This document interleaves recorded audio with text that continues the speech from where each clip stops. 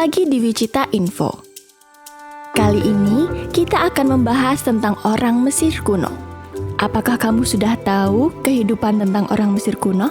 Kalau belum, jangan lupa ikuti terus video ini ya.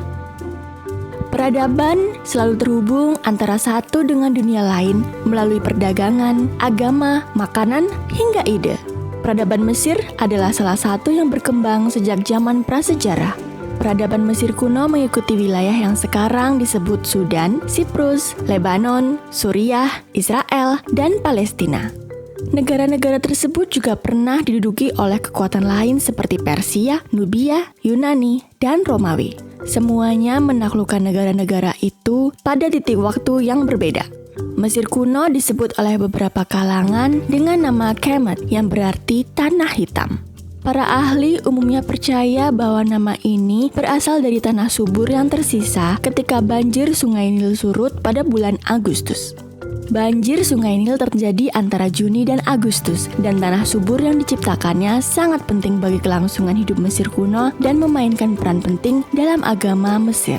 Penguasa kuno negara itu disebut sebagai Firaun. Kata Firaun sebenarnya berasal dari istilah Per'a yang berarti rumah besar.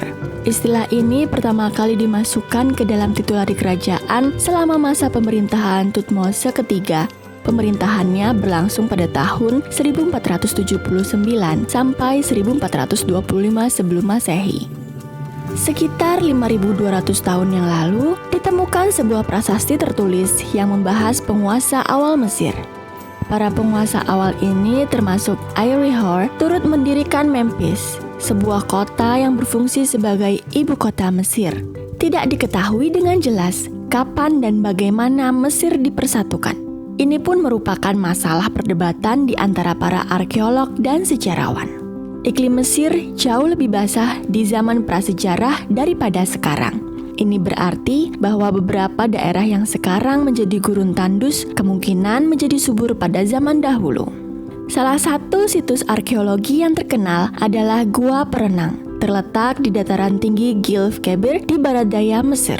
Goa itu sekarang dikelilingi oleh gurun pasir yang sangat luas. Kisah tentang sejarah Mesir kuno dilestarikan oleh para penulis Yunani kuno dan diuraikan dalam bentuk tulisan hieroglif pada abad ke-19.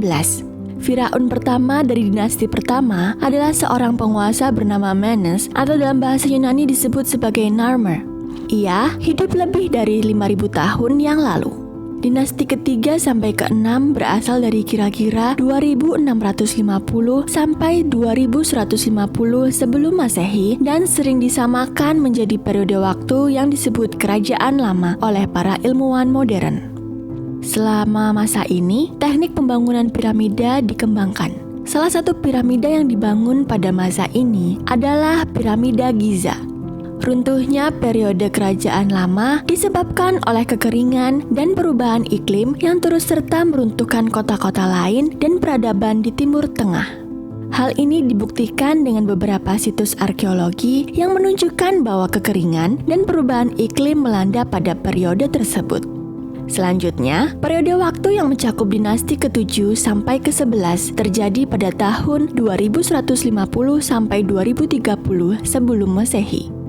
Runtuhnya periode Kerajaan Lama membuat pemerintah pusat di Mesir menjadi lemah dan bangsa Mesir dikendalikan oleh para pemimpin daerah yang berbeda.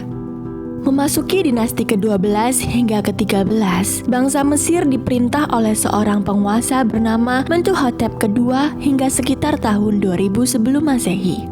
Ia menyatukan kembali bangsa Mesir menjadi satu negara. Bangunan piramida dilanjutkan dan sejumlah besar teks yang mendokumentasikan sastra dan sains peradaban dicatat. Sejumlah teks-teks tersebut masih ada sampai sekarang. Salah satunya adalah teks bedah Edwin Smith yang berisi tentang perawatan medis yang oleh para dokter modern disebut sebagai sesuatu yang maju untuk zaman mereka. Teks-teks ini ditulis pada lembaran papirus, sejenis tanaman air yang sering dijumpai di tepi dan di lembah Sungai Nil. Bangsa Mesir kembali memasuki masa kelam pada periode dinasti ke-14 sampai ke-17, di mana pemerintah pusat kembali runtuh. Mereka dijajah oleh Hyksos, sebuah kelompok dari Levan yang sekarang meliputi Israel modern, Palestina, Lebanon, Yordania, dan Suriah. Memasuki dinasti ke-18 sampai ke-20, bangsa Mesir memasuki era kerajaan baru. Periode ini berlangsung pada tahun 1550 sampai 1070 sebelum Masehi. Setelah Hyksos diusir dari Mesir, negara dipersatukan kembali.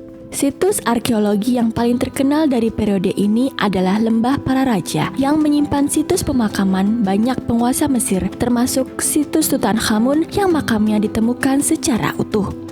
Setelah era kerajaan baru, periode menengah ketiga dimulai. Periode ini terjadi pada dinasti ke-21 sampai dinasti ke-24 pada tahun 1070 sampai 713 sebelum Masehi. Pemerintah pusat terkadang lemah selama periode ini dan negara tidak selalu bersatu. Selama masa ini, kota-kota dan peradaban di Timur Tengah telah dihancurkan oleh orang-orang dari Laut Egea yang disebut oleh para sejarawan sebagai masyarakat laut. Hilangnya rute perdagangan telah memainkan peran dalam melemahnya pemerintahan Mesir. Periode akhir bangsa Mesir kuno berlangsung pada tahun 712 sampai 332 sebelum Masehi. Pada saat dinasti ke-25 sampai dinasti ke-31 ini, terkadang Mesir berada di bawah kendali kekuatan asing. Penguasa dinasti ke-25 berasal dari Nubia, daerah yang sekarang terletak di Mesir Selatan dan Sudan Utara. Orang Persia dan Asyur juga mengendalikan Mesir pada waktu yang berbeda selama periode akhir. Pada tahun 332 sebelum Masehi, Alexander Agung mengusir orang-orang Persia keluar dari Mesir dan memasukkan negara itu ke dalam Kekaisaran Makedonia. Setelah kematian Alexander Agung, barisan penguasa beralih kepada Ptolemy Soter, salah satu jenderal Alexander. Setelah itu, pemerintah Mesir dikuasai oleh Cleopatra ke-7. Pada tahun 30 sebelum Masehi, ia bunuh diri setelah kekalahan pasukannya melawan Kekaisaran Romawi Agustus pada pertempuran Actium. Setelah kematiannya, Mesir dimasukkan ke dalam Kekaisaran Romawi. Meskipun para kaisar Romawi berbasis di Roma, orang-orang Mesir memperlakukan mereka sebagai Firaun. Salah satu ukiran yang digali baru-baru ini menunjukkan bahwa Kaisar Claudius memerintah pada 41 sampai 54 Masehi berpakaian seperti Firaun. Ukiran ini memiliki tulisan hieroglif yang mengatakan bahwa Claudius adalah anak Ra, tuan atas mahkota dan Raja Mesir hulu dan hilir penguasa dua negeri. Sepanjang sebagian besar sejarahnya, masyarakat Mesir memiliki agama politeis di mana sejumlah besar dewa dan dewi dihormati. Salah satu hal yang paling penting adalah Osiris, dewa dunia bawah. Abydos adalah pusat pemujaan yang penting bagi mereka dan banyak kuil serta tempat pemujaan dibangun di tempat itu untuk menghormatinya. Menjelajahi dunia bawah sangat penting bagi orang Mesir kuno yang percaya bahwa orang mati dapat mencapai surga, tempat mereka bisa hidup selamanya. Orang Mesir yang mati kadang-kadang dimumikan dan dikuburkan dengan mantra yang membantu mereka dalam menjelajahi dunia bawah. Dalam mitologi Mesir kuno, salah satu langkah pertama dalam menjelajahi dunia bawah adalah menimbang perilakunya. Jika orang itu melakukan banyak kesalahan, hati dan jiwa orang itu akan dilenyapkan. Di sisi lain, jika perbuatan mereka umumnya baik, mereka akan melewati dan memiliki kesempatan untuk menjelajahi dunia bawah. Agama Mesir tidak bergerak statis, tetapi berubah seiring waktu. Satu perubahan besar terjadi pada masa pemerintahan Firaun Akhenaten pada tahun 1353 sampai 1335 sebelum Masehi.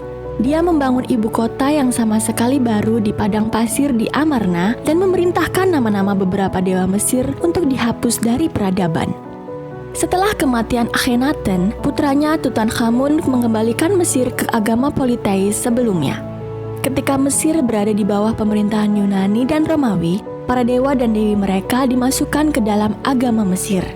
Perubahan besar lainnya terjadi setelah abad pertama Masehi ketika kekristenan menyebar ke seluruh Mesir.